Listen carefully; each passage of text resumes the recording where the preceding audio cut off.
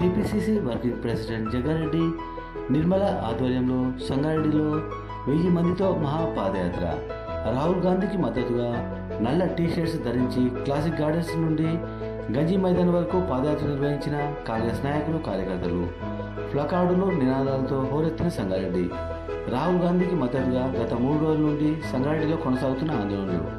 Neat paper leakage ఘటన బాధితులపై చర్యలు తీసుకోవాలంటూ రాహుల్ గాంధీ చేసిన నిరసనలకు మద్దతుగా సంగారెడ్డిలో జగ్గారెడ్డి ఆధ్వర్యంలో 3వ రోజు ఆందోళనలు కొనసాగాయి.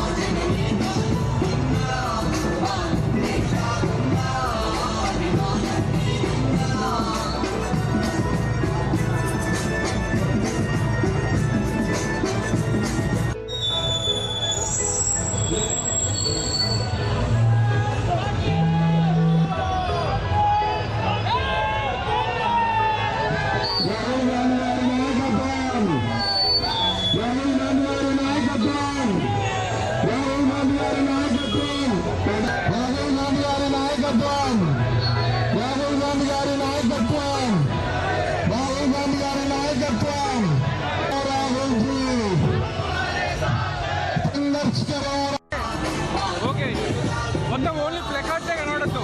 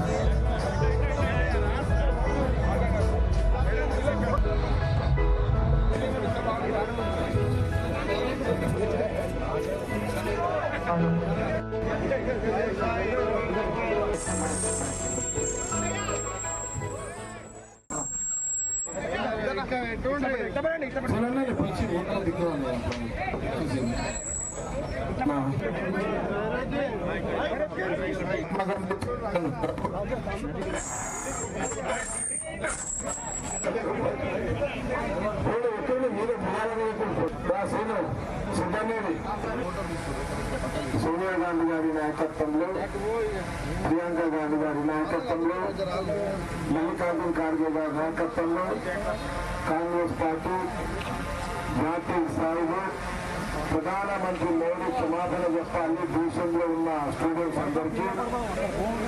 అలాగే సంస్కృతి రాజీనామా చేయాలి అని రాహుల్ గాంధీ గారు పెట్టిన డిమాండ్లకు వెంటనే కాంగ్రెస్ పార్టీ కార్యకర్తలకు, నాయకులను 5 కిలోమీటర్లు మనము సంజయ్ నగర్ నుంచి ఇక్కడ గంజినగర్ మహాత్మా గాంధీ స్టాచ్యూ వరకు చివరిలో నిర్మల గారు గాంధీ విగ్రహానికి పూల సమర్పిస్తారు.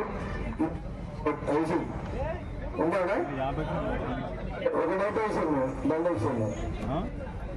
సరే తర్వాత నిర్మల